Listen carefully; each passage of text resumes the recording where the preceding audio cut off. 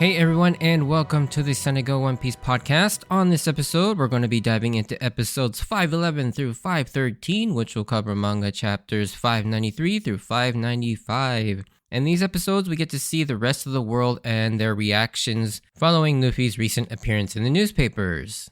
Okay, synopsis. These episodes see what has been going on around the world with everyone's reaction to Luffy's shocking return to Marineford and what it could possibly mean. Additionally, we get to see what everyone is up to as the story gears itself up in preparation for entering the new world part of the Grand Line. Alright, so differences. Much of the events in all three of these episodes have been rearranged pretty dramatically from how they appear in the manga. It doesn't really change too much, they just lump together certain thematic moments more so in line, rather than with the manga, it kind of flows just kind of to build a little bit more suspense, kind of what happened with the last set of episodes as well. I'm not going to necessarily go through and list all of the changes in the order, but that just know that the order that they appear in the anime is vastly different from what is shown in the manga. The biggest change, however, is actually getting to see what happens in Marineford. So first of all, the whole conversation with the two reporters just before Luffy, Rayleigh, and Jinbei arrive is completely filler. And the fact that we actually get to see the entire events of the Marineford bell ringing scene was actually played out in the anime, whereas in the manga, we only get to see like brief shots of this event in two panels as it's being recounted by Brand New in his sort of conference room. And then the last bigger change is the bit where Buggy learns of Luffy's return to Marineford and his connection to Rayleigh is all added for the anime. But it is funny how Buggy imagines that based on the pattern of crazy relatives that Rayleigh could possibly be Luffy's uncle is hilarious though. I did find that scene pretty funny. Okay, so let's get into the episodes themselves. So to start off, we get to see the first part of Rayleigh's suggestion to go back to Marineford. And it seems like this was all a play to get a message out to the crew, like I talked about in the last episode, kind of disguised as a tribute to pay respects to the fallen people of the Paramount War, and specifically probably Ace and Whitebeard. This gets the attention of the Gorosei, of course, and we get a rare appearance from them as they discuss the changing of the tides of the world with the rise of Blackbeard gunning for the vacant Yonko spot left by Whitebeard, which is definitely going to shake the balance of the world and the Yonko, because up to this point, we've had two relatively good Yonko in Shanks and Whitebeard, and you've got the other half to counter them with Big Mom and Kaido. But now Shanks is really the only one of the four left that would be considered on the benevolent side of things, whereas you've got three unhinged emperors now dominating the Yonko spectrum. And I think the thing that always stands out for me about this conversation is how the Gandhi-looking Gorosei with the sword talks about how the mere mention and knowledge of the people of the D clan is problematic. And like, first off, it's not that they're like a secret. Just between Luffy and his family alone, it makes it very well known already that Garp, Luffy, Ace, and Dragon, all being fairly notorious and famous all over the world, contain the D initial. And so I don't know why they think that just now that there's more people who know about the D last or the middle name is just all of a sudden problematic.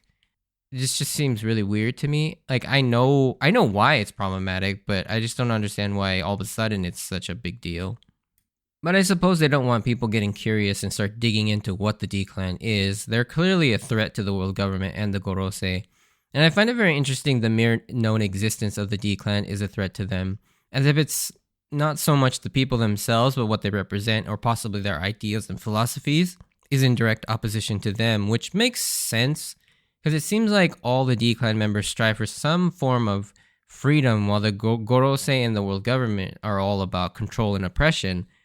We're still given very little to go off of, but these short conversations between the Gorosei are always juicy because it helps understand the wider overall conflict in the story of One Piece, and what some of these mysteries, like what the D-Clan is sort of brought up and expanded upon. It's definitely one of the things that hooks you while following One Piece. with all the intrigue and mysteries and theory crafting and all that stuff. Like, you come for the fun characters and adventure, but stay for the gripping mysteries and geopolitics. In the next scene, we get even more of a shakeup with the world order and balance of powers. And it's by this point you really start to get a sense that things in the series were really starting to shift in a huge way, with so many significant changes to the status quo. And this time with the Marines themselves, as we get a scene between Sengoku and a somewhat new character, depending on how tapped into the extra materials you are, with Marine Commander-in-Chief Kong.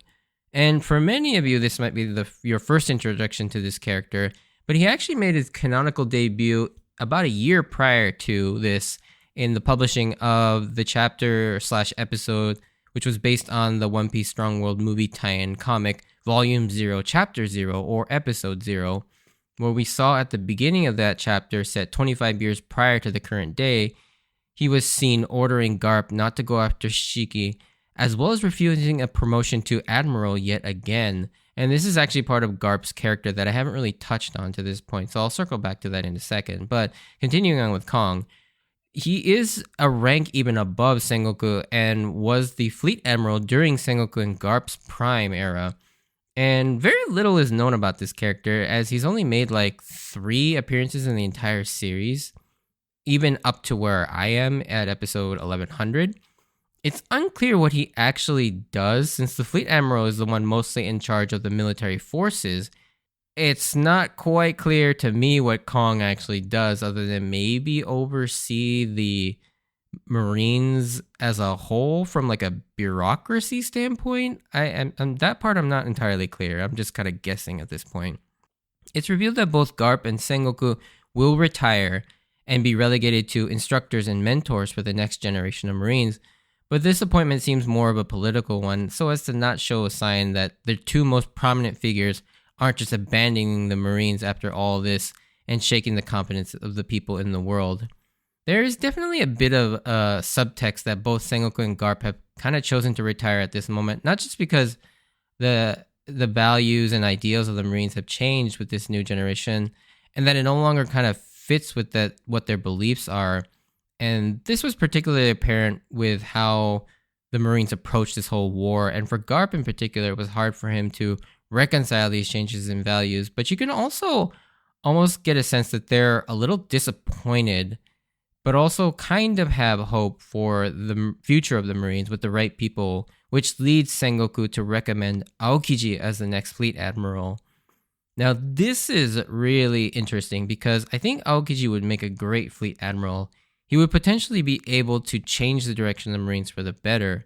We know that he is one of the good Marines that has his own brand of justice that is fair, but we'll see if he can keep that going now that, being at the top is even more restricted in what they can do. And basically, they're direct subordinates to the Celestial Dragons. And this would open up another spot in the Admirals to make way for potentially someone else to take Aokiji's spot, which will be fun to see all these different positions change it, like the vacant Yonko spot as well as several Shibukai spots and the new sort of Marine spots as well. So yeah, it's definitely going to be changing here on out. Now, circling back to Garp and his constant refusal to be promoted, it's founded on the idea that once you become an admiral, your freedoms are vastly restricted in terms of what you can do and who you can help. And instead, you become the lapdogs of the Celestial Dragons, having to do their bidding and not disobey any orders they command. And with Garp being the grandparent of Luffy, this attitude kind of tracks. Despite wanting to follow and enforce the law, he does not want to take away freedoms, especially his own. And this explanation is also explicitly given in Chapter 0 as well. And if you haven't yet, go read or watch Chapter 0 or Episode 0. It's definitely worth it because it does give you a lot of small little characterization moments for a lot of characters in the world of One Piece, particularly on the Marine side, but also some on the pirate side as well, because Chapter 0, like I mentioned in the past, is also the point where you get to see Roger's execution from different points of view, particularly some of the other more prominent Shibukai members as well. Also, fun fact, when Sengoku is talking to Kong about Aokiji being a candidate for the next Fleet Admiral, it just randomly cuts to him sneezing. And For many people in the US, this probably doesn't really make much sense unless you watch a lot of anime or Japanese media in general. And you may not have noticed it if you have seen a lot of it, but there's this general Asian superstition. It's not just a Japanese one, but it's a general Asian superstition. But if someone else is talking about you elsewhere in the world, or perhaps even behind your back, it is said that you sneeze because of that. And so often, if you sneeze in Japan, people will be like, "Oh, someone must be talking about you somewhere." Of course, beyond Aokiji, the person who I and Garp picked to lead the Marines in the future, who will eventually, at least we think, will take this into a positive direction, is the subject of the next scene with Kobe in the hospital recovering from his injuries. And here he's being told that the sensation that he's been experiencing is that he's awakened his haki. And this is the first time that Oda has made it clear that haki can be used to sense things and not just used to imbue attacks with extra power or to kind of overwhelm people with power. And this now draws a fairly decent line to the idea that Isa, Enel, and his priests were all using this sensing type of haki that now Kobe can also use as well. But it seems like Kobe, Isa, and Enel, particularly, all three of them, even beyond the priests, have this elevated level of haki where they can actually almost feel the feelings and thoughts of the people around them to a large degree as well. Now, Enel also had the ability to use his electricity to propagate that feeling, sensing even further than both Isa and Kobe. But both Isa and Kobe seem to have a pretty powerful ability to use this sensing type of haki. And by this point, you can see Oda really developing and expanding the whole new power system of haki apart from the devil fruits. And with what the doctor tells Kobe and Helmeppo that everyone who's a vice admiral or above utilizes haki in some form, he starts to get a sense of how people like Garp or Shanks who don't have a devil fruit power achieve so much. And it'll be fun to see how this new power system develops as the series goes, because you get the feeling that this is going to be more and more prevalent in the new world, and it's going to be important for Luffy to be able to control his Conqueror's haki even more so now. Finally, to round out the developments of the Marines, we get a conversation between Aokiji and Smoker, who we haven't seen in a while. I mean, I guess he showed up in the war, but he barely was there. And Smoker is asking to be transferred to the Marine base G5 in the New World. Despite its unruly reputation, Smoker wants to be stationed there because it's the fact that it's in the New World, so he can continue to pursue Luffy there. And he's still evidently chasing them, even though he hasn't really been seen all that much in the series since Arabasta. And I always kind of hated how sidelined Smoker and Tashigi became throughout this chunk of the series. So I was glad that Oda explicitly set Smoker up to have a larger role in the New World, where he'll have more interactions with Luffy. But it always struck me as a little weird because it seems like Smoker kind of fell to the wayside and just becomes almost irrelevant to the story, where he had a really good setup, but he just by this point it seems like Oda just doesn't know what to do with Smoker.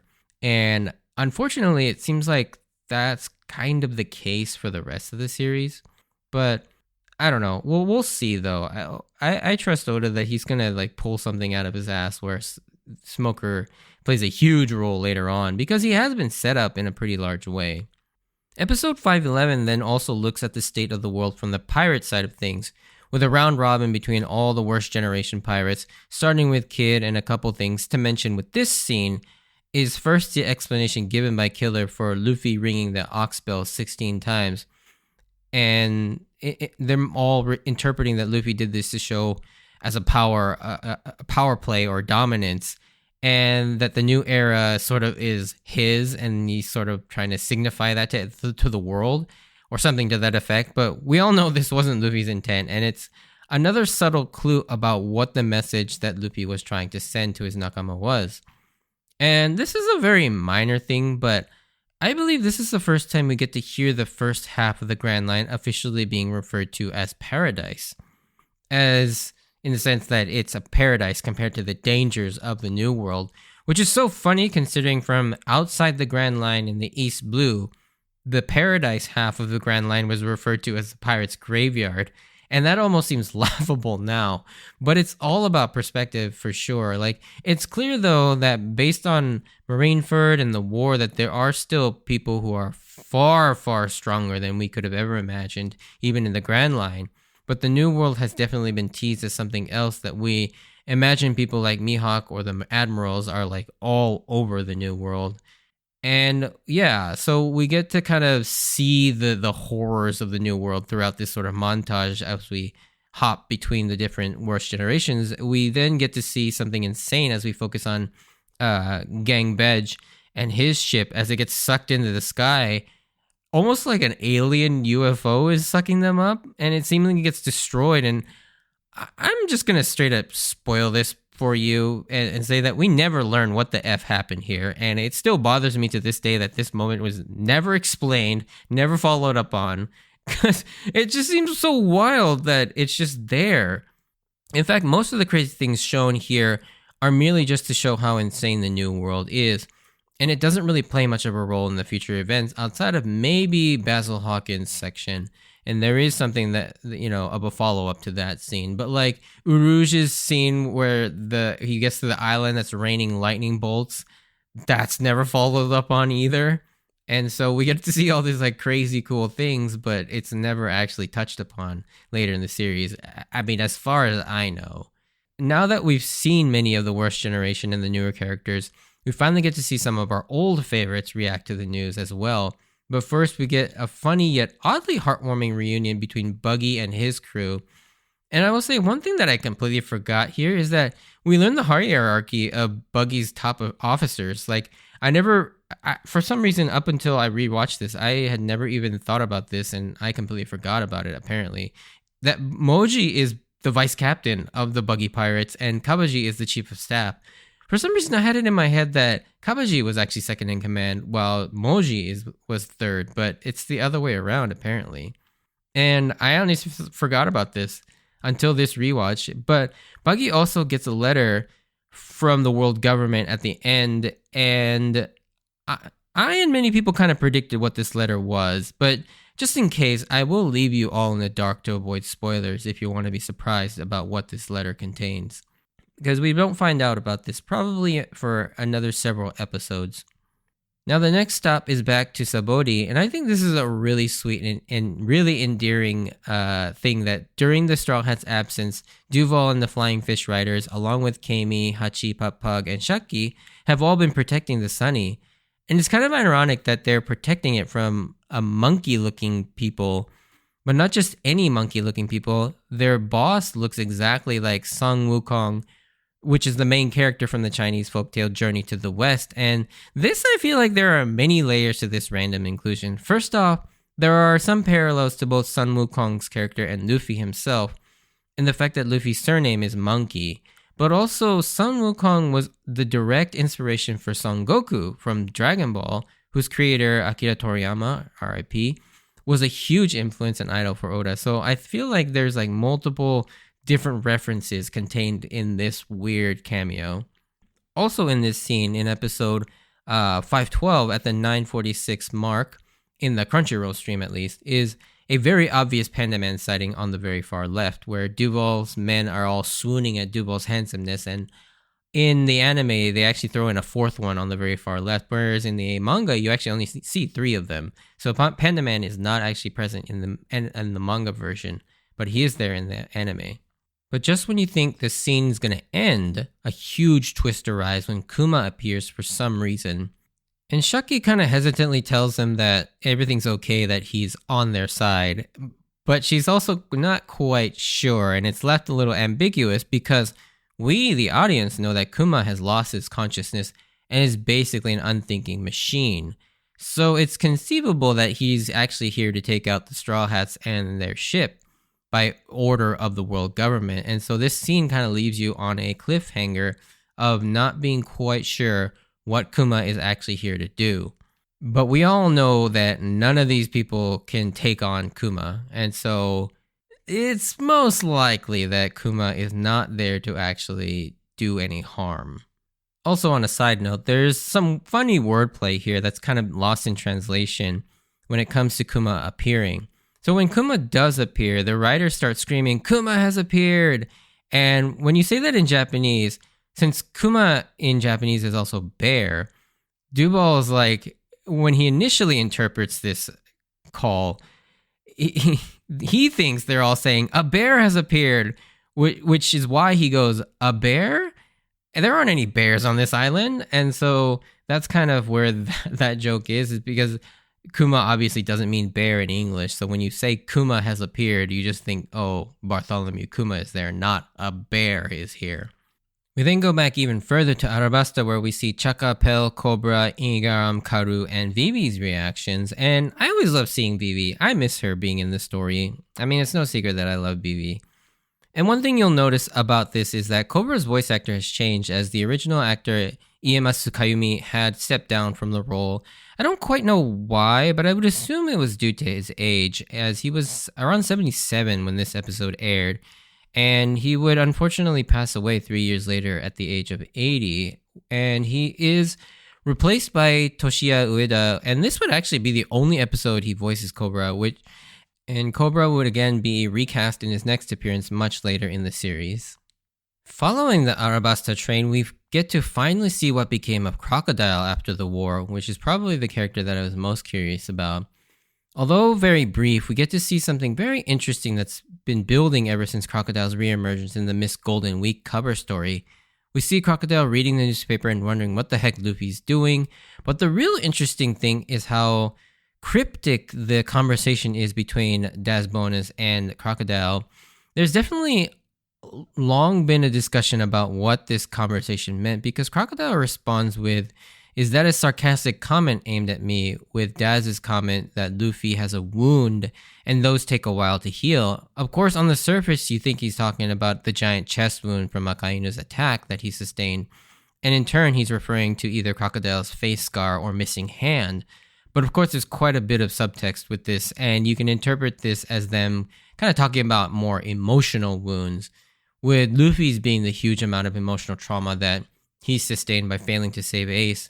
This combined with Crocodile's earlier comments in episode 487 to Jinbei about if you want to protect something, do it right. And it starts to paint the picture again of a man that has also experienced great loss of a loved one, along with losing his ambition/dream of becoming the Pirate King that we saw was revealed when Miss Golden Week cast her dream Rainbow Colors trap in her cover story. We also know from Chapter 0 that Crocodile was present for Roger's execution, which adds to the implication that he was once a young rookie hoping to be the next Pirate King. And these old wounds are probably why he was so irritated by Luffy and kept mocking Luffy for being a naive rookie that needed to be put in his place during the whole Arabasta conflict. And Crocodile says that he's healed, and as proof, he's now ready to go back to the New World, showing that in a way he has healed a bit and has grown, and even calling Daz by his actual name instead of keeping him at a distance and calling him by the Mr. One code name. But you can see that Daz knows what's up and that Crocodile isn't completely healed, which is why he kind of sarcastically comments at him. And I would have to agree, but this gets so much more interesting with the more recent developments in the manga. But now, I might dive into this in the spoiler section, but for now, yeah, I think I'll leave it at that here.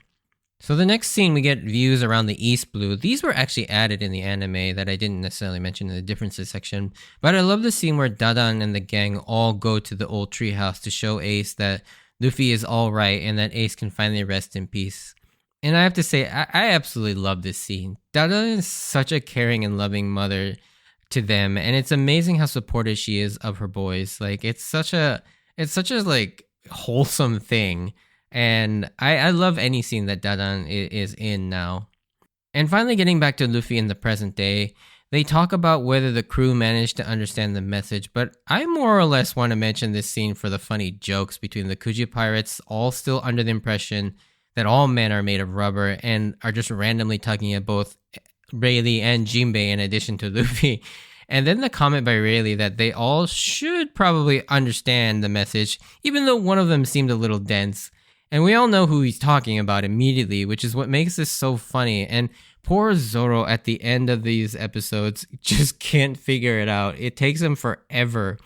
And he knows there's more to it, but can't quite figure out what the message actually means. And I I think this is spot on and just absolutely hilarious. And Perona, because his body is given up, Perona has to like hold up the newspaper to his face for like what probably is like over an hour, and her arms are like just tired. It's a funny scene, and I think that's awesome. And we see everyone else almost immediately figure it out, though. Among this, we finally get to learn what happened to Frankie, and holy nightmare fuel. Like, the flesh on the entire front half of his body was melted off from the blast, and we finally get to see Frankie's sort of cyborg face without the skin, and my god, it's kind of funny and scary with the bulging eyes, and I did not realize until this scene just how much of Frankie's body is machine, and it's basically 50-50. Like, his front side is essentially all machine. And it kind of makes you wonder where his internal organs are, as well as, like, Luffy's trademark question comes to mind for me as well. Like, does Frankie actually take shits? Because he doesn't really have a stomach. There's that cola refrigerator where his gut is, and it's so... where does all that other stuff go? And the last episode in this set, 513, continues to check in on many of the major players in the stories, particularly the more of the worst generation, setting the stage for where their individual stories are set to go in the new world.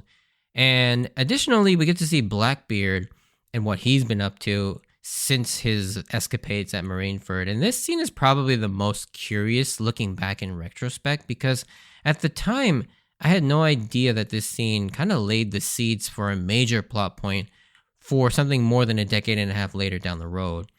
And it sees Blackbeard having decimated an island, but in the process also captured one of the worst generation members, Jewelry Bonnie, in hopes of turning her bounty into a new ship for his crew.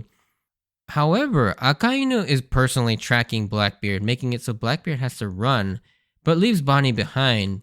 And the crazy thing is this short exchange between Akainu and Bonnie about how when he found out that Bonnie escaped from the world government, he had this cold chill in his body, and Bonnie yells back, "You bastards, I won't ever forgive you." And this line obviously was hinting at something.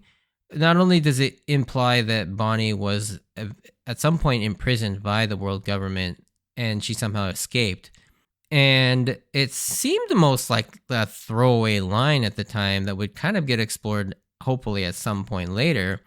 But I, at the time, and probably not until recently, completely paid no mind to it. But holy cow, this exchange means so much more now that we know the full context of it.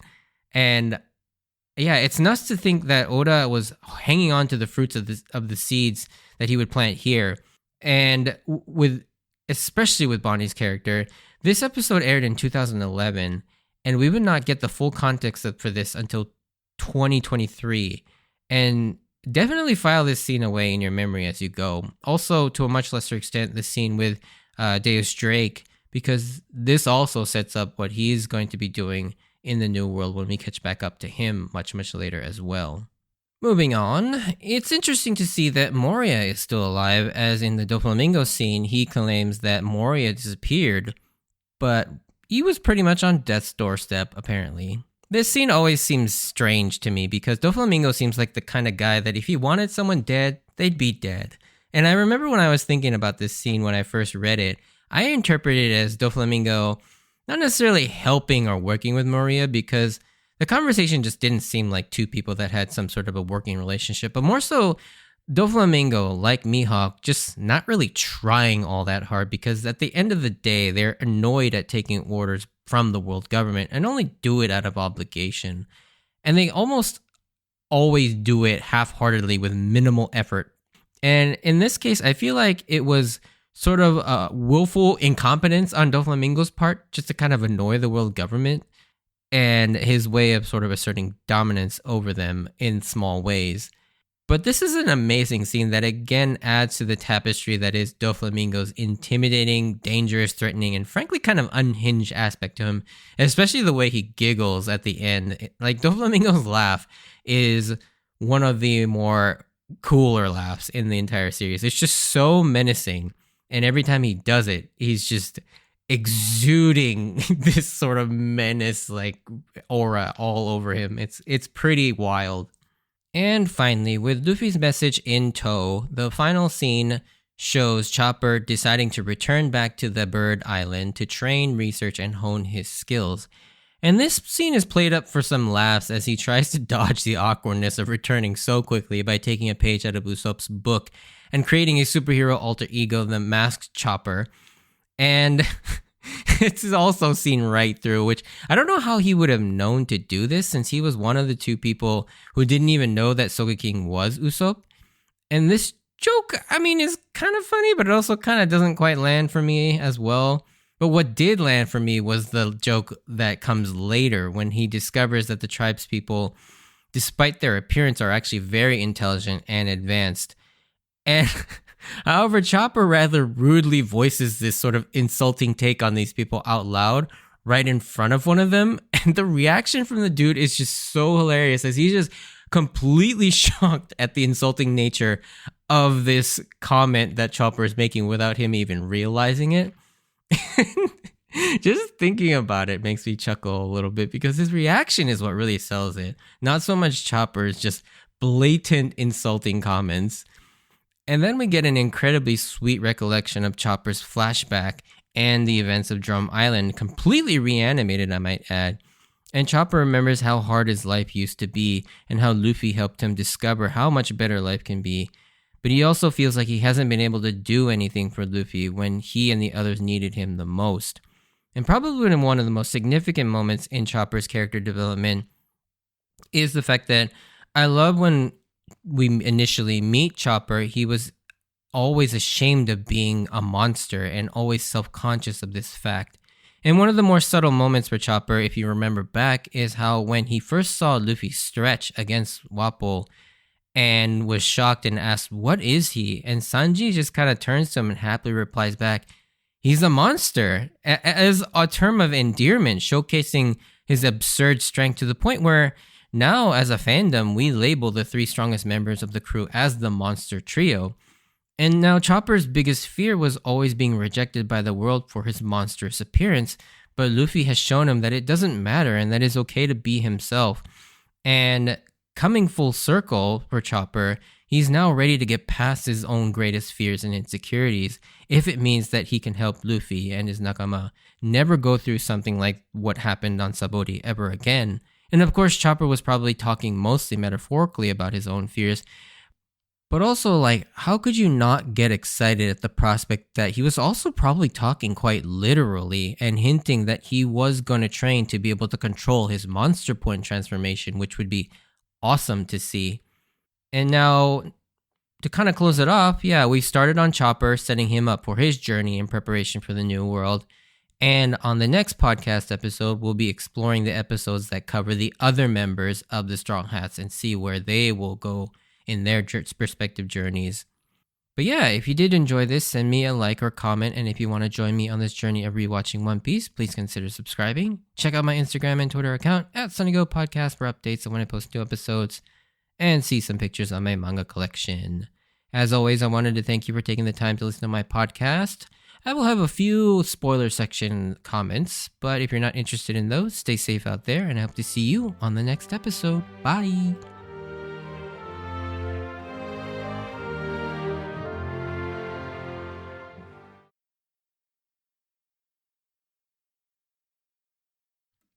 Okay, so spoiler section. I think the first thing I want to mention is the message that Luffy sent. Like, I can't believe I didn't put this together the first time I watched it, between the whole 3D 2Y thing, which was pretty damn obvious there. But the fact that the 16 oxbell rings, like how Killer says that in traditionally 8 is representative of a year, so 16 should automatically say 2 years, and I'm just an idiot or something because I still did not put that together at the time, and I honestly did not realize what was happening until it was pretty much obvious to everybody that there was going to be a 2-year time skip. But I didn't put any of that together. But I thought that was interesting, kind of looking back on these upon rewatch and seeing that, yeah, there were a lot of clues that I just completely missed. The next thing I kind of wanted to talk about is the follow-up to the whole Crocodile conversation. Now, we talked about how Crocodile claims he's fully healed, but I think between the recent events that he isn't quite fully healed. because he hasn't while he has gotten his sort of ambition back a little bit, he hasn't fully embraced his dream again. Because as we saw in the most recent scene with Crocodile, where with Cross Guild, Buggy rebels against both Mihawk and Crocodile and actually states his actual desire and dream to go after the One Piece again.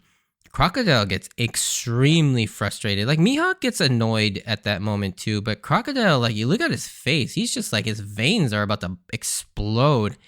And I think this is partly because, yeah, he's kind of rediscovered his ambition to kind of rule the seas again. But I think there's still a part of him that hasn't really embraced his original dream of becoming the Pirate King again. And we know that he still has that dream because even after losing to Luffy, when Miss Golden Week casts the Dream Rainbow Colors trap, the Pirate King is what shows up for Crocodile. And so it's still on his mind, even post-loss to Luffy. And so I think it really bothers him that now Buggy is trying to state his true dream. And I think where Crocodile's story eventually goes is that he will come back around to wanting to pursue the One Piece again. It'll basically be a race between the Cross Guild with Buggy and Crocodile trying to go for the One Piece, because I think that also ties in really well with how Zoro will eventually cross paths with Mihawk again towards the end, when Zoro eventually will have to defeat Mihawk to achieve his dream. And so you have this moment where you have this epic rematch of Buggy and Crocodile versus the Straw Hats. I think is what will come down the line, because obviously we know Shanks and Blackbeard are also gunning for the One Piece as well. So you have all four Yonko basically prepping to go after the One Piece at the exact same time. And so the ending is going to be this insane sort of four-way race between them all, with probably the world government and the Marines also involved in some capacity as well. But yeah, I think kind of getting back to Crocodile, I think this moment that we see with the Cross Guild is very indicative of the fact that he hasn't fully healed from this wounds. And I think that's what Daz is kind of getting at here, is that Crocodile, yeah, while he's trying to give off this sort of bravado that, yeah, he's fully healed and ready to go back out and do his thing. But even Daz sees that there is still something in there, because between Crocodile snapping at Jinbei about not protecting the Luffy while trying to escape Akainu, as well as just how insistent he was at trying to take on Whitebeard during a war, is also very indicative of just how much whatever happened to him in the past still affects him to this day. And of course, the last thing I kind of wanted to talk about was Bonnie and Akainu's interaction. Now, yeah, this surprised me because I completely forgot this scene up until this rewatch as well. And it perfectly lines up with what is revealed now during Egghead, in that the fact that Bonnie was in the custody of the world government and she mysteriously escaped them, on the Sorbet Kingdom Island from Alpha. And so, yeah, that part lines up. And then the fact that Akainu was also concerned about the fact that she escaped was interesting too, because I think from his perspective, he was more worried about the fact that if Kuma found out that she had escaped, then he would now be against them. But the fact that he was like, well, now it's okay because we now have full control of Kuma. And yeah, this scene, wow. It's just, I know Oda definitely has been laying seeds with Bonnie and Kuma pretty much ever since they introduced her in Sabaody, but the fact that he had to have this entire backstory already pre-conceptualized even at this point, and then he would just sit on this backstory for 15 plus years until you actually reveal it just last year in 2023 with the Egghead Island and Kuma's backstory. This is another one of those moments where I'm just blown away by Oda's sort of foresight and patience and his ability to cohesively write things that span so much time in real time and in the story. But yeah, Anyways, yeah, those are the things I kind of wanted to talk about. I know this episode is running rather long, so I'm going to cut it there. But I hope you enjoyed this, and I'll see you on the next episode. See ya.